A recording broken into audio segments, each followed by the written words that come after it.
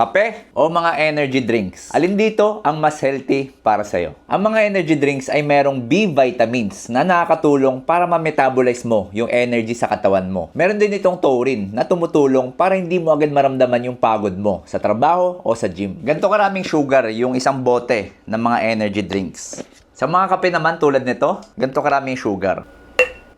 Ibig sabihin, kung gusto mo makaramdam ng energy at kung gusto mo labanan yung antok mo, mas ligtas uminom ng mga kape tulad nito. Kasi mas onti yung sugar nito, so mas onti yung risk mo for diabetes at hypertension. Pero kung magkakape ka, pero sandamakmak na creamer, saka mga sugar at mga syrup yung pinapadagdag mo, eh baka mas mauna ka pang magka-diabetes kaysa dun sa umiinom ng energy drink habang nagji-gym. Pero kung nakakatatlong bote ka ng energy drinks o kaya 3 bote ng kape, tapos buong araw ka lang nakahiga, eh baka kailangan mo na baguhin yung mga desisyon mo sa buhay. Tandaan natin na ang pinaka-safe at natural na way para magkaroon ng extra energy ay dapat kumpleto ka sa tulog. So kung may tropa ka na kape o energy drink is life, share mo tong video na to.